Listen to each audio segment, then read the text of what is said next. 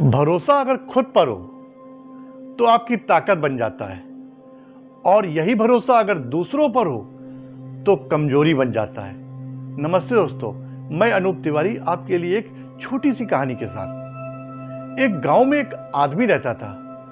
उसका पैशन था कि वो एक बहुत बड़ा पहलवान बने, और उसके लिए वो कोशिश करता था, निरंतर प्रयास करता रहता था पहलवानी सीखने के लिए। लेकिन नियति को कुछ और ही मंजूर था। एक भीषण दुर्घटना में उसका दाहिना हाथ कट गया।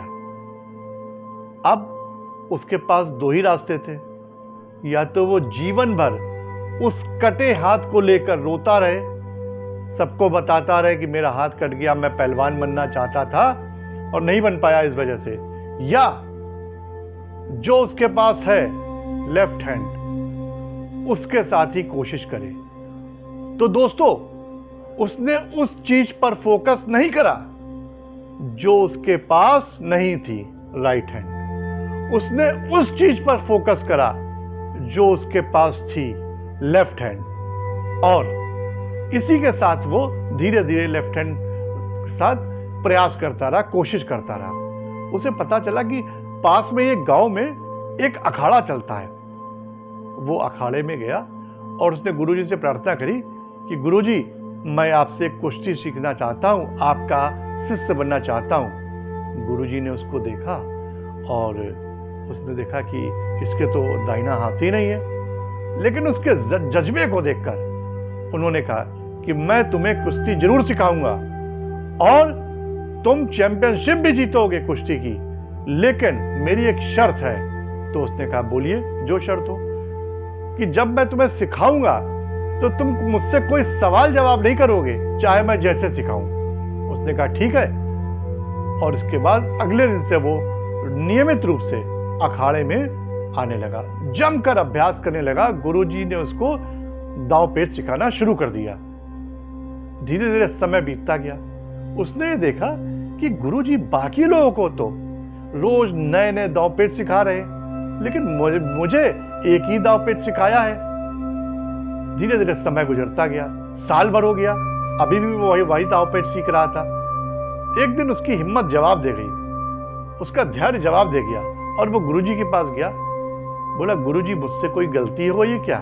आप सारे लोगों को नए नए दांव पेच सिखाते हैं और मुझे तब से एक ही दांव पेच सिखाए जा रहे हैं। तो गुरुजी ने कहा, याद करो मैंने तुमसे क्या कहा था कि तुम मुझसे कोई भी सवाल जवाब नहीं करोगे।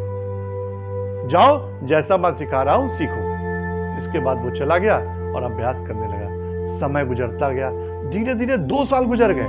2 साल का समय गुजर गया।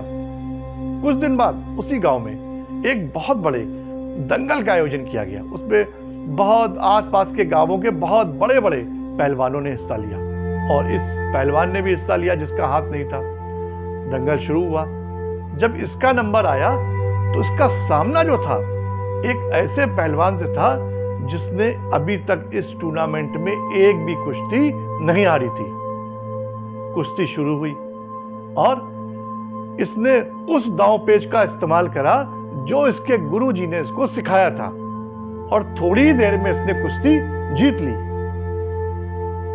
इसको उसके गुरुजी ने सिखाया था एक ऐसा दांव जिसका जवाब सिर्फ एक तरीके से दिया जा सकता है, और वो तरीका था सामने वाले का दाहिना हाथ पकड़कर उसको जमीन पर पटकना होता है। और चूंकि इसका तो दाहिना हाथ ही नहीं था, और इस तरह से वो कुश्ती जीत गया।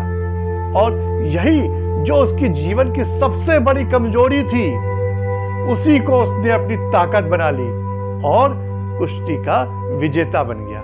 तो दोस्तों, हम में भी कई कमजोरियां होती हैं, लेकिन हम लोग उस कमजोरियों का रोना रोते रहते हैं। अगर हम उस कमजोरी को अपनी ताकत में बदल लें तो हमें भी विजेता होने से कोई रोक नहीं सकता। दोस्तों, अगर कहानी अच्छी लगी हो तो उसको लाइक करिएगा और अपने दोस्तों के साथ शेयर कर दीजिएगा। और अगर आप लाइक करना नहीं चाहते तो कृपया बताइएगा जरूर कि आप इस कहानी को लाइक करना क्यों नहीं चाहते। और अपना कीमती समय देने के लिए बहुत बहुत धन्यवाद।